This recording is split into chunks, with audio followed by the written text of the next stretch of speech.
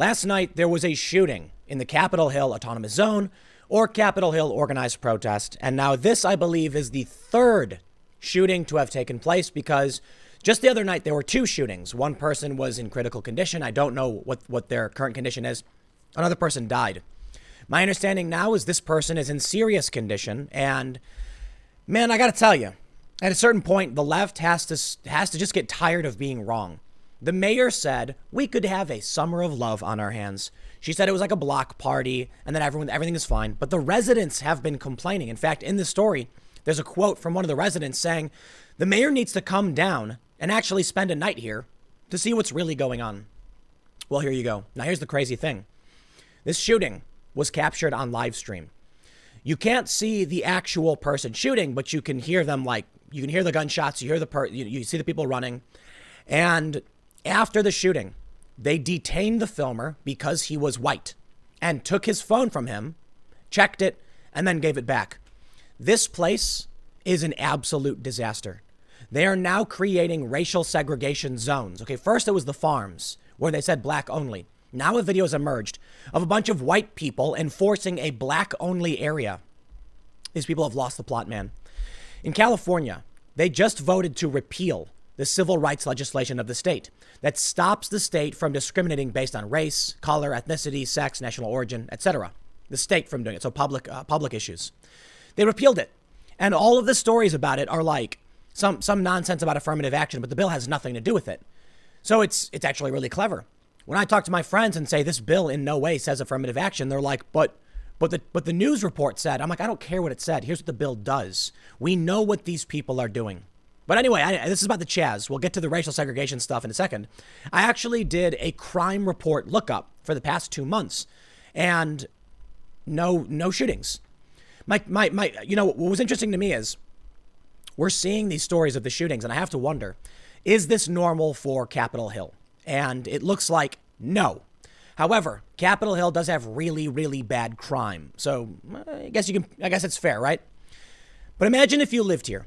Imagine you live in a big city. I'm sure many of you do. And just one day, your neighborhood is taken over, and now there's gunshots outside your house. Not even 2 days apart. Here's a story from Fox News. Another shooting reported at Seattle's CHOP, one in serious condition. Less than 48 hours after a 19-year-old was fatally shot in the protest area near Seattle's CHOP, another shooting reportedly broke out on Sunday night that resulted in an individual being hospitalized in serious condition. The Seattle Fire Department arrived at the scene at 10:46 p.m. and went to a staging area near the zone's perimeter. Fire Department spokesman David Cuerpo told the Seattle Times. The department was soon notified the injured person has already been taken away. Both victims in Saturday's shooting, whose identities hadn't been released, were also transported to the same hospital via private car. The person arrived in a private vehicle and was in serious condition, Harborview Medical Center spokesman Susan Gregg said in a statement. Further details about what transpired Sunday night weren't immediately available. It wasn't clear whether anyone was in custody.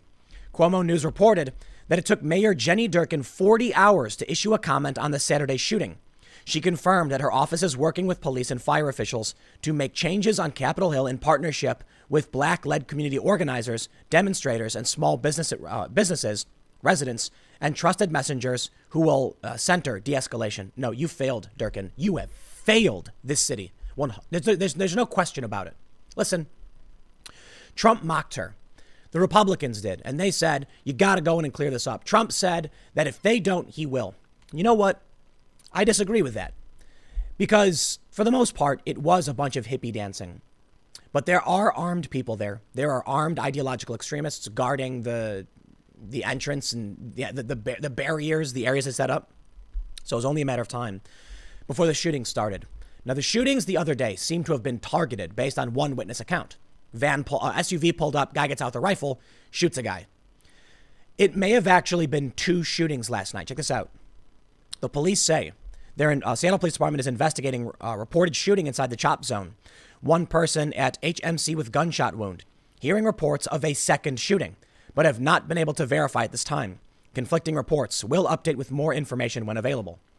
Police were unable to confirm reports of the shooting and said in a tweet that there have been conflicting reports. Now, they were unable to confirm a second shooting. The first one we know, the person's got a gunshot wound. It's on video. They go on to say that it's been the source of criticism, blah, blah, blah. Cuomo News reported that medics from CHOP had rushed both victims in Saturday's shooting to the hospital where one died. We also saw a video. I don't know if you saw the video I did on the segment, where somebody was filming and medics arrived, EMTs, and they refused to enter the zone. This stuff pisses me off, man. They demand the police leave. Then there's a shooting. Then they demand that these EMTs enter this area. That's insane, man. I'm sorry. You can't expect medics, emergency service personnel to go into an area where there was just active gunfire. But these people are insane. They don't realize the game they're playing. They think it's all fun and games. They think it's silly, right? Until someone actually gets shot. The CHOP zone is a several block area cordoned off by protesters near a police station that we know. Here's a quote from a local. "I would invite Mayor Durkin to spend one night in the CHOP area," one resident told the news station, "and she can feel for herself what it's like." Well, now we have multiple shootings, so yeah, maybe she can't feel for herself what it's like. Maybe she'll listen when, people tell her that you gotta have some kind of presence there. Man, I'll tell you what, I don't know if you saw the episode of Joe Rogan with Brett Weinstein, but it's starting to freak me out. Because Brett says, I think twice, the beginning and the end of this segment, it's like a 24-minute segment on the Joe Rogan podcast. Check it out. He's asked by Rogan, what's coming next? Now, Brett mentions that he predicted all of this. And he did. Absolutely did. He was targeted at Evergreen. If you're not familiar with the story, they called him a white supremacist. He's very progressive. He condemns systemic racism, institutional racism. He's very progressive. They called him a white supremacist. There was violence. The police stood down. A whole bunch of craziness happened. And he predicted it would get worse. And it's based off the assessments of smart people like Brett and national security consultants and many other high-profile individuals that I, too, believe we are headed towards some kind of civil war. And that's what Brett said. When he was asked by Joe what comes next, and he says some kind of civil war. And unless we have some kind of real leadership that can stop this. Some people thought he was saying real leadership like Trump, like a president. I don't think so. I could be wrong. But he mentioned real leadership within this movement. Someone you can actually talk to figure out what they want. But there's nobody. There isn't anybody. So what happens? This will just get worse. It's the only thing I can see. Check this out.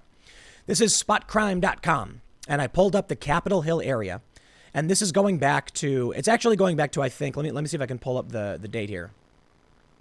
It's going back to, let me see if I can refresh it. This is going back to about May 20th, I believe. So I set it to April, but it only goes so far back to about May. And we can see that the latest reports they have, no shootings, none. I do believe they have the most recent shootings. You can see right here from 6/20. And there's vandalism in the Capitol Hill area. That's not surprising. But shootings don't seem to be particularly common based on what I've read. I also pulled up the general crime rating from Area Vibes, F, meaning crime's a serious problem in this place. You can see here, this is Cal Anderson Park. This is the CHAZ right here, this area where my mouse is. A lot of crime, and now shootings. It's getting bad. 2 shootings, maybe 3, maybe 4, but 3 people injured in shootings in just about 2 days. And what happens next? The police won't come in. The protesters won't back down. The protesters won't work with paramedics or police. Why wouldn't it keep happening?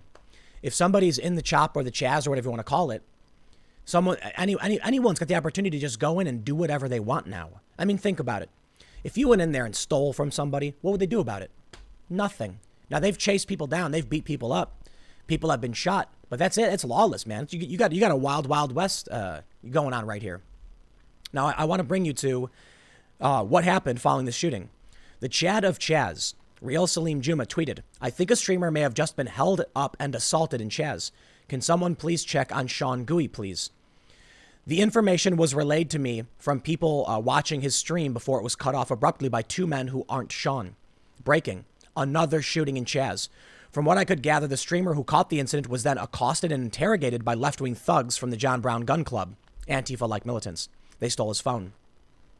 And here's the best part. It's okay. His phone was returned to him. His phone was returned to him and the streamer is fine. His phone was confiscated because he's a white guy in the middle of a protest with multiple threats against it by white supremacists, extremists, and there are bullets being fired from outside CHOP into the protest area. Stop. Yeah. The police said the shooting was inside the CHOP. Sorry, try again. Okay, fine. The police are lying. Whatever. I don't care. They stopped the guy because he was white. Tweets have been going around talking about how there's like a mini, race war going on, where this is one of the tweets that came out of the CHAZ, that many of the Black Lives Matter protesters, the black people specifically, are talking about the white people needing to back off and let them run things. But the white people keep arguing they have to be there because white supremacists will threaten them if they aren't. This is what happens when society breaks down, when this ideology becomes pervasive. We can see exactly where it goes. Now, I do want to point out this guy, Sean Gui, mentions, here's his unedited footage. He says, I want people to see what happened. Please only link back to the original video, whatever. He mentions that he wasn't actually accosted, that they just took his phone from him. But one of the interesting things I want to point out is from this guy, Chad of CHAZ. Let me see if I'm going to go to his Twitter account and see if I can find the video about the racial segregation. So this is the video. I pulled it up. It's actually a repost from somebody else, but it's basically it. So you can see all these people have lined up, and it says blackout and all black. What does that say? Healing spirit?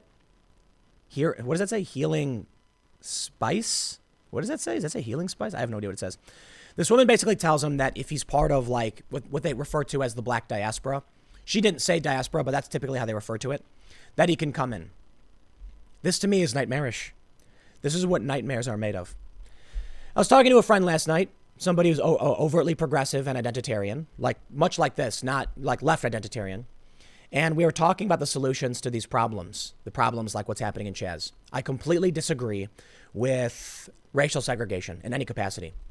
And I think we had kind of a interesting moment in our conversation that shines a light on the problems of what they're doing. And it's simple. I concluded that we need class-based solution. I believe Brett Weinstein, who I mentioned earlier, says something similar, that we need to focus on everybody. And if black people are disproportionately impoverished, it will disproportionately help them if we do class-based solution, education, things like that. One of the things my friend said to me was that, you know, the way property taxes pay for schools is really messed up because you'll end up with across the street a really, really great school, on the other side of the street a really, really bad school because of the dividing line. And I'm like, but that's just a call for class-based solutions. You just have the property taxes spread out further, and then all the schools are a little bit better. Arguably, some would be a little bit worse. So there's ramifications, there's challenges for sure. But race solutions aren't it. And ultimately what I said was, in California, as I've mentioned several times, they voted to repeal their civil rights legislation. It's the Civil Rights Amendment to the California Constitution. It hasn't been ratified, but they did vote, and it probably will pass. This means that the state will have the authority to discriminate based on race. That to me is horrifying. I said, since Loving v. Virginia was passed by the Supreme Court, was ruled on, this allowed interracial marriages and interracial cohabitation. We have created now 2 generations of mixed race families. Mixed race families make up about, I believe, 3% of the population. It is the smallest minority in the country. And if you want to get down to it, each individual mixed race category is substantially more minority-ish, or whatever the point I'm trying to say is. There could be someone who's, black and Asian, or white and Asian, or Mexican and black, etc. Afro-Cuban, for instance, And so there's no real way to figure out what this mixed race community really means. But since we've decided that people of different races can cohabitate and have children, and I'm glad they did, considering my family's history, we can't go back to racial segregation. It's impossible. These people think they're helping by creating black-only spaces. They're not. What about somebody who's got a white mom and a black dad, or a black mom and a white dad? So they'll be allowed in this space. But what about his family? I once was approached by YouTube. It was a long time ago. They were looking for creators of diverse backgrounds to talk about their experiences. And they asked me if I would, do one of these interviews. Ultimately, I don't know what it ended up being, but I do think they published it. And I thought it would be hilarious to be the only person who had a conversation. They want to do conversations with their parents to talk about these issues. And I said, I want to talk to my white dad about his experience, because certainly he's not racist. He's very anti-racist. He married into a mixed family. I didn't end up doing it, but I thought it would be funny. The problems they're creating, it's simple. If you say that we're going to have, reparations, if we're going to have special programs only for this race, then how do you quantify privilege for the new generations of mixed race people that have emerged since 1967? It's impossible. Literally impossible. The reason what I was trying to explain is, look, when I grew up with my family, and most of the family I interacted with was the Asian side of my family, we don't fit into any of these little boxes the progressives want to fit us in. When I talk to conservatives, none of this has ever become a consideration. That's just the way it is. Look, there are identitarians associated with the right, I guess. I don't know what that really means when they say right-wing identitarian, because they actually have the same ideology as the leftists. They just have a different, end goal, I guess. So it's not really right-wing. But the conservative side of this country has never made my race an issue. The left absolutely has. And this presents two problems. I have been told specifically by my friends, in literally the conversation I was having the other day, that I'm very white passing, therefore I have privilege. And I said, how do you know that? How do you know what my lived experience is? How do you know what happened to me when I went out for jobs? Because I'll tell you this, you are wrong, 100%. And that is the problem. You say, well, you know what? You're white enough, so you're probably okay. Not true. That's ridiculous.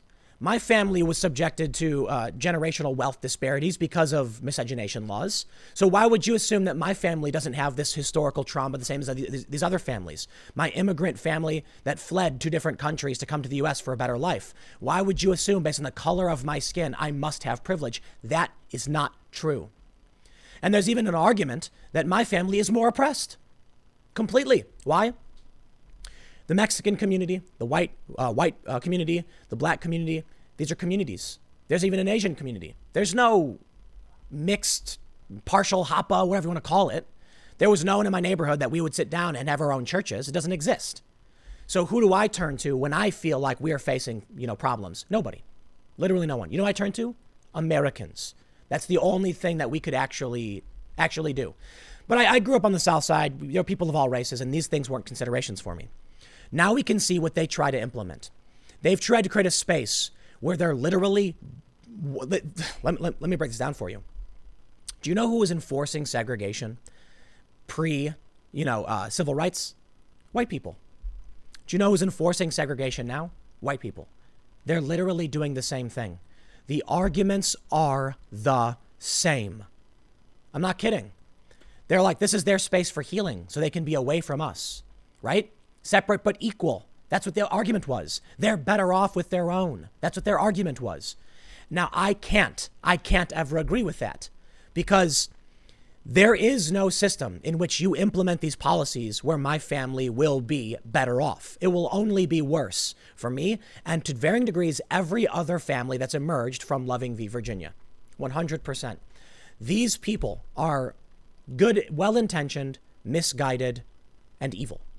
But it's the banality of evil, right? The idea that their intentions aren't to be awful, nasty people.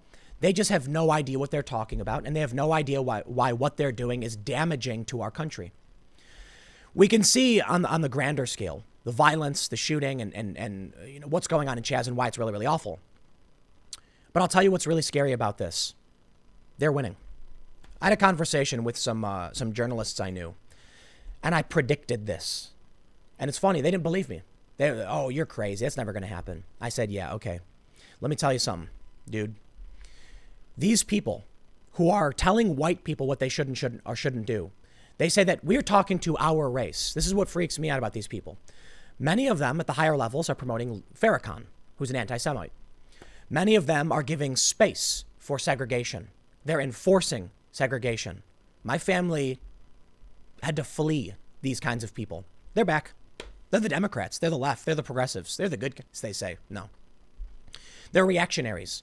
They're leftist reactionaries. If you're not familiar with the term, reactionary refers to those who resisted, I believe it was the French Revolution. Those who resisted the French Revolution were called reactionaries, reacting to the revolution. Reactionary now means typically a more kind of right wing, but not really. It's like those who want things to go back to the way they were. What do you think these people are? They're not creating something new. They're telling all of us we need to go back to segregation. They're saying, but they're equal, right? And we need equity. Do you remember what you learned in your history books? Separate but equal? I do not want this. I want everyone to be equal and together and friends, working together for a better future. In Chicago, the neighborhoods are all racially segregated. You cross one street, boom, everybody's black. You cross one street, boom, everybody's Latino. You cross one street, boom, everybody's a white immigrant. They have areas, they call these places by their ethnic names. Little Italy, Ukrainian Village. That's how it is. These people are making it worse. They're bringing us back to a time that we fought so hard to end. And guess what? It's the progressives, and they're winning. So I'll tell you what I see. I see a future where these people will look at me and say, nope, you must be white. Or if I get a tan and shave, so like typically in the summer, or when I get a tan and don't shave, I have black facial hair and I get very dark in the sun. All of a sudden now I'm not white. See, this is the most ridiculous thing. When people say that I'm white passing, therefore, it's like, dude, you have no idea what my life has been like. So I don't know. You know what, man? I could rant on issues like this the whole time, but what's going on in CHAZ, in my opinion, is the well-intentioned downfall of our country. The downward spiral into chaos, the entropic end. Maybe it's a little extreme to say, but I throw it back to Brett Weinstein, who I think is probably one of the smartest people dealing with these issues. And he mentions the potential for civil war, no leadership, and how these people, their solutions are wrong. Their strategy is brilliant, but their solutions are nonsensical. So I believe it's what he said. I'm probably misquoting you, Brett. I apologize. But so you guys should go check out his stuff out. I know where this is heading, and there's no rhyme or reason. But it's going to make people hate each other. It's going to make people fight each other. And it's going to leave people like me in the dust in very dangerous circumstances. I'm not thrilled about that. People are getting shot in the CHAZ. 2 shootings now, 2 days in a row. This is not the first time they've enacted racial segregation, and I have warned of this going back a very long time. They have been segregating at Black Lives Matter events as long as I've been covering them.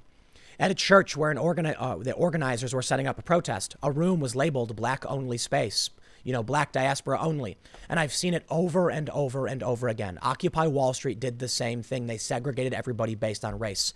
This will create racial animosity. This will create people who hate each other based on race. Let me give you a simple example. During Occupy Wall Street, they created voting bodies in their spokes council, they called it. It was a group of black people, and they were told to decide amongst themselves how to spend money, and they would send a representative to vote. They also had the Asian caucus, the Latino. What happens when someone from the Black Spokes Council, the Black Caucus, stands up and says, this money must be spent on this product for our community? And then the Latino caucus stands up and says, no, this money should be spent on this product instead. The fight now becomes literally based on their race, not the idea. The one racial body says it's those Latino caucus that are blocking us, that they're the problem.